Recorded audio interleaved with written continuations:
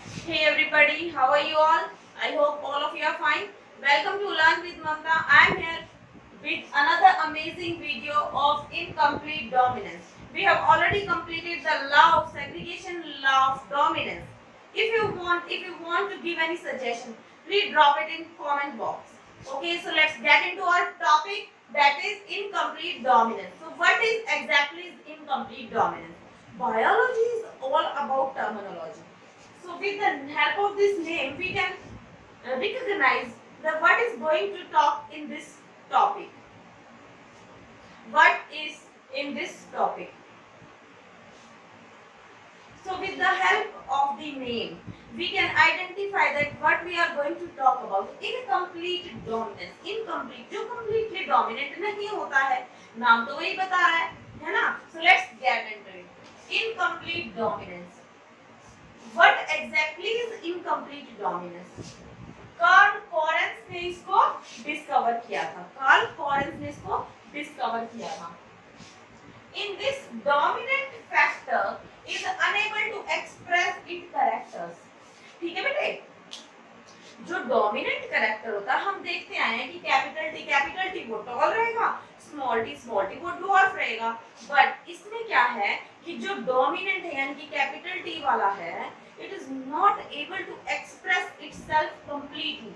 वो अपने आप को अच्छे से एक्सप्रेस नहीं कर पा रहा है, तो उस चीज को बोलेंगे इनकम्प्लीट, यानी कि completely it won't be able to completely express itself. अपने आप को पूरी तरह से टॉल नहीं बना पा रहा है, कहीं ना कुछ कमी रह जा रही है। ठीक है, तो उसको बोलेंगे हम incomplete dominance. In technical language let's see, in this the dominant factor is unable to express it characters. अपने कैरेक्टर को एक्सप्रेस करने में अनेबल है कंप्लीटली। रिजल्ट क्या आएगा? In the formation of intermediate type of generation. intermediate type of generation होगी, which is different from both the parents, which is different from both the parents. If one parent is tall, another one is dwarf, then the F1 generation will be intermediate, that is medium height। मैं शुरू से समझाती आ रही हूँ कि blend नहीं होते, blend यहाँ पे भी नहीं हो रहे हैं कैरेक्टर, एक्सक्यूज मी, ब्लेंड यहाँ पे भी नहीं हो रहे हैं। बट ये है कि इवोल्यूशन की वजह से या एनवायरमेंटल चेंजेस की वजह से या कोई और 50 तरह के चेंजेस होते हैं एनवायरमेंट में या किसी ह्यूमन बॉडी में या किसी प्लांट में, इवोल्यूशन भी हो रहा है साथ ही साथ। उसकी वजह से क्या होता है कि जो डोमिनेंट कैरेक्टर है ना, वो अपने आप को फुल्ली एक्सप्रेस नहीं कर पाता है। उसकी वजह से फिर रिजल्ट क्या निकलेगा? मीडियम सा कुछ बन जाएगा। जैसे कि जो एग्जांपल है इसके वो बहुत इंपॉर्टेंट है। अगर कोई प्लांट रेड फ्लावर्स प्रोड्यूस कर रहा है और व्हाइट फ्लावर्स प्रोड्यूस कर रहा है, अगर हम उन दोनों को क्रॉस करा देंगे तो बीच में जो फ्लावर्स प्रोड्यूस होंगे वो पिंक कलर के होंगे, यानी कि रेड और व्हाइट को मिलाने के बाद इंटरमीडिएट जनरेशन बन जाएगी। ठीक है बेटे, तो इसको हम अच्छे से देखते हैं। यहाँ पे दिस इज नॉट ब्लेंडिंग। अब बोलेंगे आप लोग कि मैम ये तो ब्लेंडिंग है। नो, इट्स नॉट ब्लेंडिंग, क्योंकि जो कैरेक्टर है ना वो F2 जनरेशन में फिर से रिकवर हो जाएगा, यानी कि वो कैरेक्टर दिखेगा। अगर मान लो वो मिलके, अगर रेड फ्लावर है व्हाइट फ्लावर है, मिलके पिंक बना दिया, तो आगे फिर व्हाइट और रेड कैसे मिलेंगे? हमें F2 जनरेशन में वो कैरेक्टर दोबारा मतलब हमें दोबारा से देखने को मिले। इसका मतलब वहां पे ब्लेंडिंग नहीं हो रही, वो किसी न किसी कारण की वजह से, इवोल्यूशन की वजह से या किसी और कारण की वजह से, एनवायरनमेंट की वजह से वो वहां पे इंटरमीडिएट कैरेक्टर शो कर रहा है। That is incomplete dominance. बस most important point, there is no blending of characters. ठीक है, there is no blending because parents type, जो पेरेंट्स है ना रेड और व्हाइट, वो हमें यहाँ पे दोबारा से मिलेंगे, है ना। जो एग्जांपल्स है इसके वो बहुत ही ज्यादा इंपॉर्टेंट है।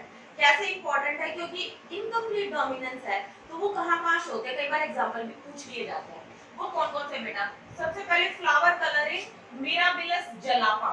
मिराबिलस जलापा नाम का प्लांट है, उसके अंदर फ्लावर कलर, इसको किसी और नाम से भी पुकारा जाता है, दैट इज 4 o'clock प्लांट। बेटा एक एनिमल पे भी ये एक्सपेरिमेंट हुआ था,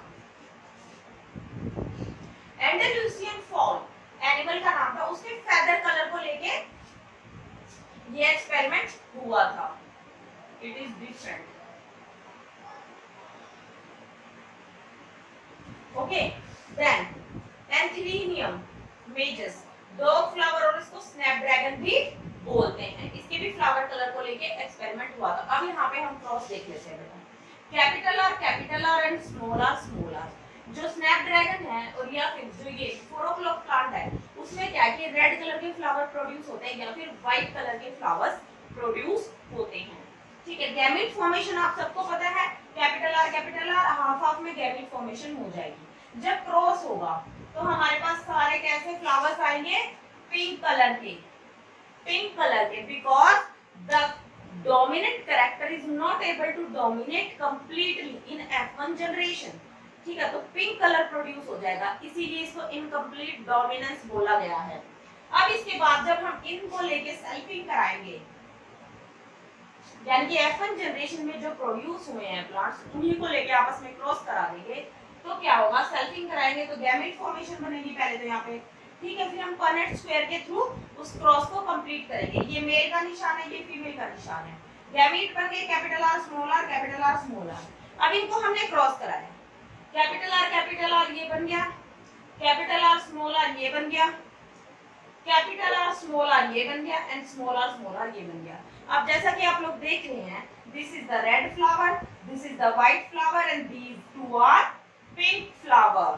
ठीक है, तो ये क्या है, फिनोटाइपिक रेशियो क्या आ गया, 1:2:1।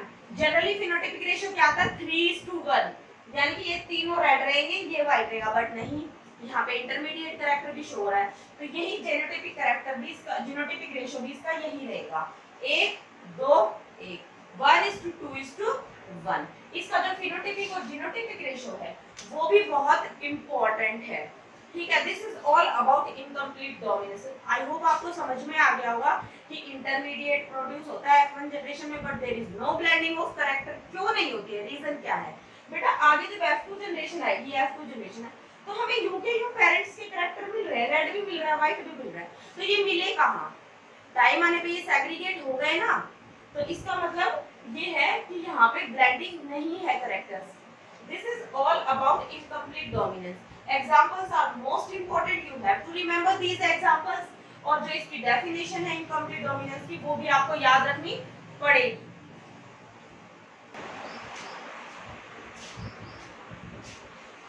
Now comes explanation of concept of dominance. बेटा जो इनकम्प्लीट डोमिनेंस है ना, उसी के नीचे एक छोटी सी हेडिंग बना के एनसीईआरटी वालों ने एक्सप्लेन किया हुआ कि डोमिनेट क्यों है और रिसेसिव क्यों है। हम पढ़ते आ रहे हैं अब तक, डोमिनेट जो अपने आप को डोमिनेट करता है, ऐसा होता क्यों है कि वो अपने आप को डोमिनेट कर रहा है, डोमिनेट एग्जैक्टली है क्या, तो उस कॉन्सेप्ट को थोड़े से एक एग्जांपल के साथ बताया हुआ है, उसको हम यहाँ पे डिस्कस करेंगे। ठीक है, क्या है explanation of concept of dominance, NCERT में है, that's why it is very much important. बहुत से एमसीक्यूज इससे रिलेटेड बनते हैं, so let's get into it. Every gene contain information to express the particular trait. बेटा आप सबको पता है जो जीन होते हैं वो क्या कैरी करते हैं, it carries genetic information to express a particular character. जैसे टॉलनेस का कैरेक्टर है, तो जो जीन है, जीन क्या है, सेगमेंट ऑफ डीएनए है, वो क्या करेगा, उस टॉलनेस को एक्सप्रेस करेगा। ठीक है, तो ये हम सबको पता है, ये पेयर में होते हैं। ठीक है, ये जरूरी नहीं है कि ये आइडेंटिकल ही हो, ये नॉन आइडेंटिकल भी हो सकता है, इट मींस हेटेरोजाइगस, यानी कि ये ऐसे भी हो सकते हैं। जीन क्या है, हाइट का रिप्रेजेंट कैसे कर रहा है, टॉलनेस और ड्वार्फनेस, दो चीजों से कर रहा है। ठीक है, ये हम सबको पता है। ये डोमिनेट है, ये रिसेसिव है, ऐसा होता क्यों है। ठीक है, कुछ एनवायरमेंट फैक्टर्स हैं। ठीक है, जैसे कि अभी आप नेक्स्ट चैप्टर में पढ़ेंगे, जब आप पढ़ेंगे, अभी थोड़ा सा यहाँ मैं एक्सप्लेन करके आपको दिखा देती हूँ ताकि कॉन्सेप्ट ऑफ डोमिनेंस आपको थोड़ा सा समझ में आ जाए। जैसे कि जीन है, डीएनए सेगमेंट होता है।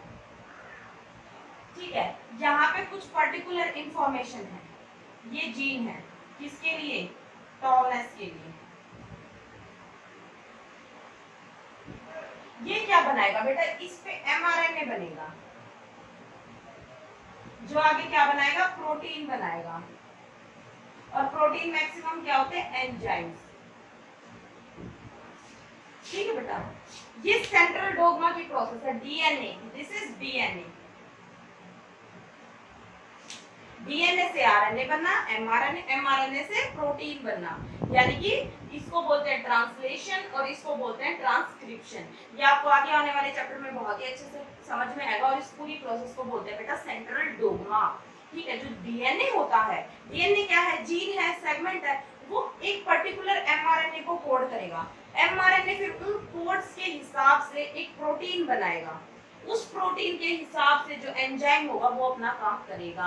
यानी कि टॉलनेस का एंजाइम है तो वो एंजाइम हेल्प करेगा कि वो ऑर्गेनिज्म टॉल बन जाए या पौधा टॉल बन जाए। इस तरह से डोमिनेट का ये, अगर मान लो डॉर्फ है, ठीक है, अगर मान लो वो प्रोटीन बना रहा है, जो प्रोटीन थोड़ा ढंग का नहीं बना, ठीक है, मॉडिफिकेशन हो गया, म्यूटेशन हो गया, ढंग का नहीं बना, तो जो एक्सप्रेशन है वो अच्छा दिखेगा नहीं दिखेगा। ठीक है, वो एक्सप्रेशन, वो एंजाइम उस तरह से काम कर ही नहीं पाएगा। ठीक है बेटे, तो ये हम आगे आने वाले चैप्टर में और अच्छे से करेंगे इसको। अभी कॉन्सेप्ट ऑफ डोमिनेंस में क्या है, एग्जांपल क्या है, जीन प्रोड्यूसिंग एंजाइम। अब जीन जो है डीएनए का सेगमेंट, वो एक एंजाइम प्रोड्यूस कर रहा है, मैंने आपको बताया प्रोड्यूसिंग में। Let's assume normal allele produce normal enzyme required for the transformation of substrate. बेटा ये सबस्ट्रेट है, इसको ये प्रोडक्ट बनाना है। ठीक है, अब मेरे को यहाँ से किसी प्लेस में या मार्केट में जाना है, तो मैं पैदल पैदल जाऊंगी तो मुझे कम टाइम लगेगा, मैं साइकिल में जाऊंगी तो मुझे थोड़ा, पैदल पैदल जाऊंगी तो मुझे बहुत टाइम लगेगा, अगर मैं साइकिल पे जाऊंगी तो मुझे कम टाइम लगेगा, अगर बाइक या स्कूटी पे जाऊंगी तो मुझे बहुत कम टाइम लगेगा। ठीक है, तो आपको समझ में आ रही है ये बात। तो जाने के लिए मुझे एक व्हीकल चाहिए। ठीक है, वो व्हीकल क्या है, यहाँ पे एंजाइम। सबस्ट्रेट प्रोडक्ट में कन्वर्ट तो हो रहा है, अगर हमें जल्दी जल्दी कन्वर्ट करना है तो हमें एंजाइम चाहिए। अब एंजाइम भी साइकिल भी हो सकता है एंजाइम, और एंजाइम स्कूटी भी हो सकता है, एंजाइम कार भी हो सकता है, एंजाइम प्लेन भी हो सकता है। ठीक है, मतलब आपको समझ में आ रहा है मैं क्या बताना चाह रही हूँ। जो एंजाइम है वो कम काम करने वाला भी हो सकता है, एंजाइम बिल्कुल एकदम से फास्ट वाला भी हो सकता है कि एंजाइम डालते ही रिएक्शन फटाफट हो गई। ठीक है, और स्लो भी हो सकते हैं, डिपेंड करता है एंजाइम कैसा प्रोड्यूस हो रहा है। और एंजाइम का जो प्रोडक्शन है वो किसके ऊपर डिपेंड करता है बेटा, जीन के ऊपर। कैपिटल टी वाला आ रहा है या स्मॉल टी वाला आ रहा है, तो ये यही बताने की कोशिश की गई है। ठीक है, gene that contain information to produce enzyme, gene में इंफॉर्मेशन होती है जो आगे जाके एंजाइम बनाता है। अब अनमॉडिफाइड एलील क्या होगा, जिस एलील में कोई मॉडिफिकेशन नहीं हुआ वो नॉर्मल एंजाइम बनाएगा। Normal allele produce normal enzyme बनाएगा। Needed for the transformation of substrate, जो इस सबस्ट्रेट को प्रोडक्ट में बदलने के लिए जो एंजाइम चाहिए वो नॉर्मल बनेगा। ठीक है, अब यहाँ पे मॉडिफाइड एलील की बात करते हैं। भाई एलील हो गया मॉडिफाइड, ठीक है, मॉडिफाई हुआ तो वो 3 या 4 तरह से मॉडिफाई हुआ। फर्स्ट वन इज नॉर्मल है, लेस एफिशिएंट एंजाइम है। लेस एफिशिएंट है, नॉर्मल तो है बट थोड़ा सा कम काम कर रहा है ना भाई। नॉन फंक्शनल एंजाइम, एक एंजाइम बन गया जो कोई फंक्शन ही नहीं कर रहा है, तो उसका क्या करेंगे, कोई काम ही नहीं आ रहा है, कोई बंदा घर में सिर्फ पड़ा रहता है तो उसका क्या यूज है घर में, उसका कोई यूज नहीं है घर में। ठीक है, तो क्या है नॉन फंक्शनल एंजाइम, वो नॉन फंक्शनल एंजाइम है। Then no enzyme produce at all, कोई एंजाइम प्रोड्यूस हो ही नहीं रहा है, तो ये सबस्ट्रेट क्या प्रोडक्ट में कन्वर्ट हो पाएगा, नहीं हो पाएगा, जिसकी वजह से ऑब्वियसली प्रॉब्लम्स क्रिएट होंगी। ठीक है, बट जो ये नॉर्मल और लेस एफिशिएंट एंजाइम है ना, ये नॉर्मल फिनोटाइप को शो कर देगा, यानी कि फिनोटाइप शो करेगा। लेस एफिशिएंट है तो थोड़ा मिलता जुलता फिनोटाइप शो करेगा, पर काम करवाएगा, थोड़ी स्लो करवा देगा पर काम तो करवाएगा। ठीक है, this is the concept of dominance and in previous slide we have discussed about incomplete dominance.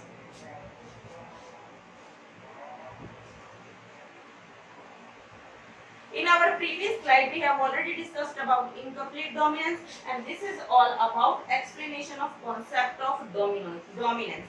I hope आपको ये समझ में आया होगा। लेस एफिशिएंट एंजाइम बनेगा यानी कि नॉर्मल एंजाइम बनेगा या एंजाइम बनेगा ही नहीं। या फिर बिल्कुल किसी काम का एंजाइम नहीं बनेगा। तो वो सब आपको अच्छे से पढ़ना है। Thank you so much for watching my video. Do hit that like button and do subscribe my channel. छोड़ दो।